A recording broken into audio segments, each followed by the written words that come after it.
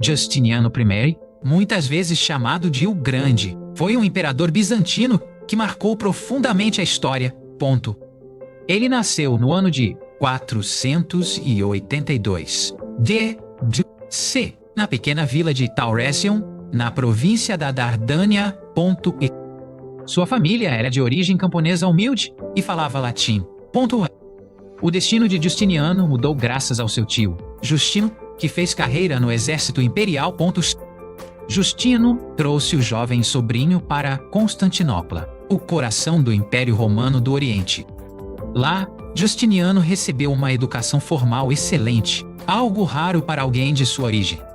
Ele estudou jurisprudência, teologia e história romana com grande dedicação. Essa formação intelectual seria a base de suas futuras reformas legislativas. Em 518, seu tio Justino ascendeu ao trono imperial como Justino I. Justiniano tornou-se imediatamente o conselheiro mais próximo e influente do novo imperador. Muitos historiadores acreditam que Justiniano já governava efetivamente durante o reinado do tio. Em 527, Justino I faleceu e Justiniano foi coroado como o único imperador. Ele assumiu o poder com uma visão grandiosa, a Renovatio Imperii, ou a renovação do Império. Seu sonho era reconquistar as províncias ocidentais perdidas para os bárbaros. Mas antes das guerras, ele precisava consolidar seu poder interno. Uma figura central em sua vida e reinado foi sua esposa, a imperatriz Teodora. Teodora tinha origens humildes e um passado controverso como atriz.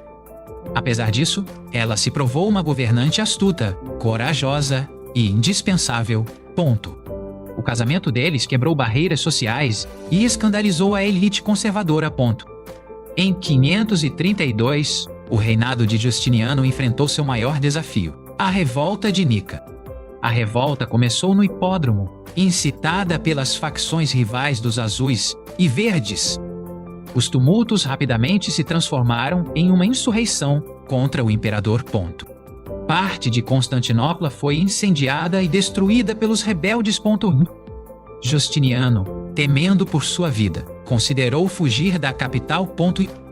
Foi Teodora quem o convenceu a ficar e lutar, com um discurso famoso. Ela disse que a púrpura imperial era a melhor mortalha, preferindo a morte à fuga.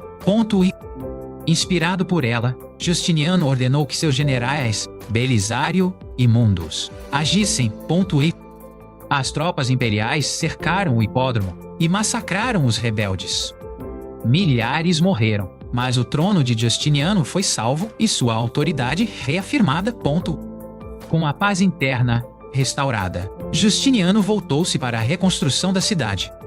O projeto mais ambicioso foi a nova Basílica de Santa Sofia.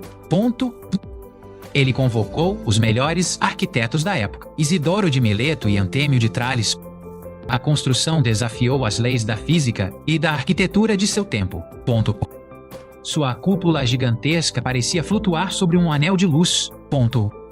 Ao inaugurá-la, Justiniano teria exclamado: "Salomão, eu te venci!" A Santa Sofia permanece até hoje como uma das maravilhas da arquitetura mundial. Paralelamente às obras, Justiniano empreendeu uma reforma jurídica monumental. O direito romano havia se tornado um emaranhado confuso de leis antigas e contraditórias.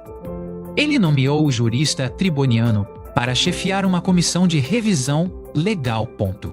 O resultado foi o Corpus Juris Civilis, ou Corpo de Direito Civil. Esta obra codificou, simplificou e harmonizou séculos de jurisprudência romana. O Código de Justiniano serviu de base para o sistema legal de muitas nações modernas. Com o império estável e as leis reformadas, Justiniano olhou para o Ocidente. O reino vândalo no norte da África foi o primeiro alvo da reconquista. Em 533, o general Belisário partiu com uma frota expedicionária. A campanha foi surpreendentemente rápida e bem-sucedida, Belisário derrotou os vândalos na Batalha de Ad Decimum. Cartago foi reconquistada, e o rei vândalo Gerimero foi capturado. O norte da África voltou a ser uma província romana após um século. Encorajado por essa vitória, Justiniano voltou seus olhos para a Itália. A Península Itálica estava sob o domínio dos ostrogodos. A Guerra Gótica começou em 535 e seria muito mais longa e sangrenta. Belisário desembarcou na Sicília e a tomou com facilidade. Ele então cruzou para o continente e marchou em direção a Roma. Roma, a antiga capital, foi recapturada em 536. No entanto, os godos reagiram e sitiaram a cidade por um longo período. A guerra devastou a Itália e a população sofreu imensamente. Roma mudou de mãos várias vezes durante o conflito prolongado. Justiniano, insatisfeito com o impasse, enviou o general Narses para ajudar. Narses e Belisário tinham estilos diferentes, mas ambos eram competentes. Finalmente, em 552, Narses derrotou os godos na Batalha de Tagnae. A Itália estava novamente sob controle imperial, mas a um custo terrível. No leste, o império enfrentava a ameaça constante do Império Sassânida.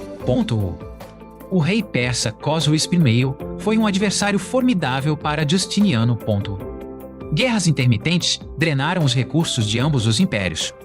Justiniano teve que pagar tributos pesados para manter a paz no leste.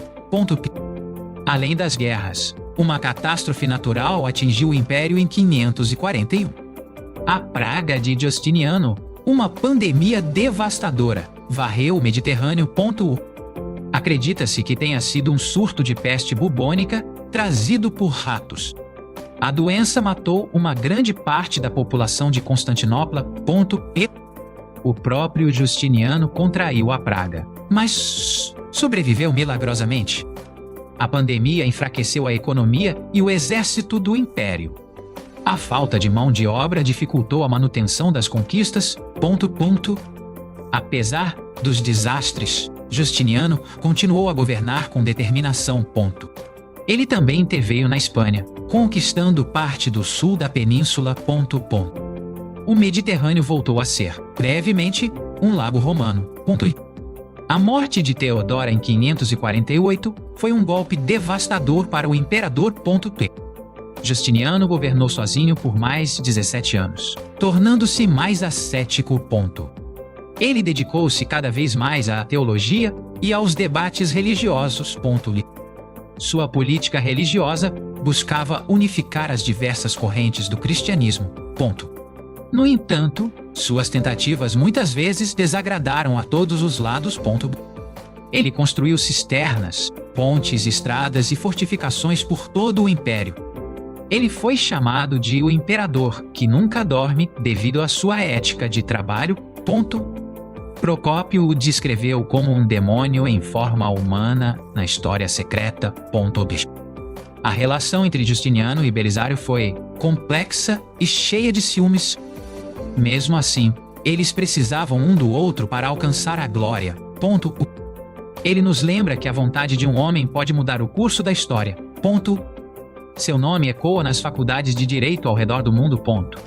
Justiniano I, o Grande, permanece vivo na memória da civilização. E o alvorecer da civilização bizantina. Assim termina a saga do imperador que codificou o direito e construiu templos para tocar o céu. Sua história é a história de um império que se recusou a morrer. O direito, a arte e a fé foram seus pilares. Justiniano, o imperador jurista. Justiniano, o imperador teólogo. Três faces de um mesmo governante complexo. Seu reinado foi um ponto de virada na história humana. Onde o Ocidente e o Oriente se encontraram e se fundiram. A história de Justiniano é, enfim, a história de Bizâncio em seu apogeu. Uma era de ouro que ainda brilha através das brumas do tempo. Fim.